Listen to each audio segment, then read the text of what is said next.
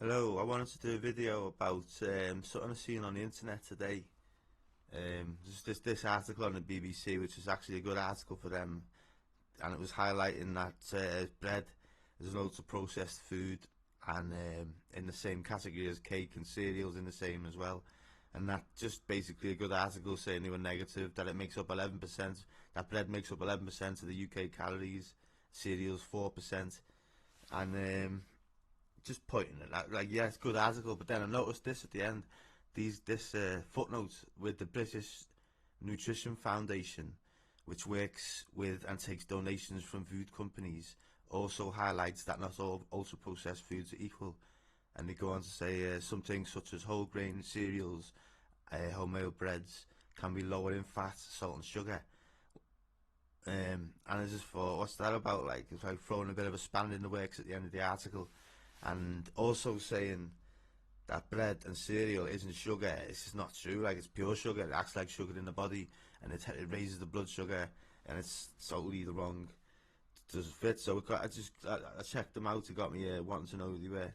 So these are the trustees. This is the British Nutrition Foundation, an old school like bastion in the UK of spreading the nutrition advice. I mean, and you can see there the BBC adding them a footnote on an article, and the article being dissing bread and cereal. Remember, so let's see who they are. Like this one here, one of them is because these are the jobs that they currently do, as well as being directors of this.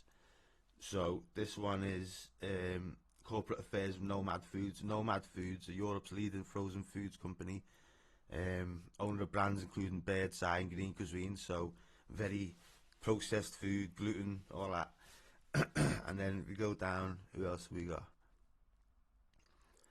Is this one here. He's a commercial director for Transform Asda, so like Asda supermarket.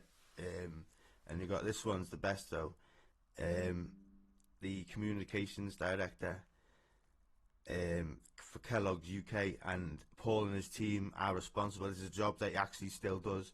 Are responsible for managing the reputation of Kellogg's and communicating the company's social purpose.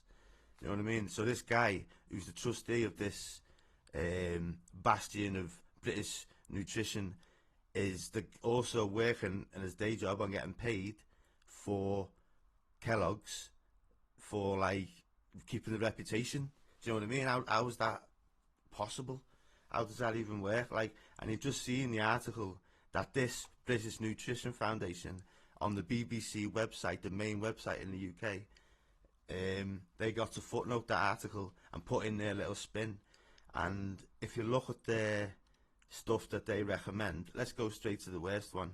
For diabetes, like they're recommending to base meals on starchy foods such as potatoes, rice, pasta, choosing whole grain, or there we go, cereals again. So Mr. Kellogg's has got his little thing in there, like, so go pasta, bread and cereal.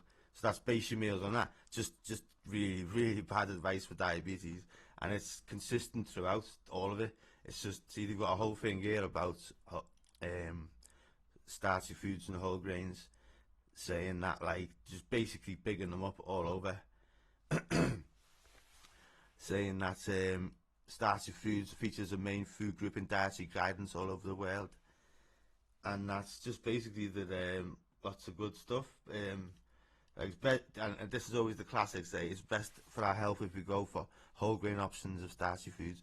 And remember, this is a website. This is a charity actually.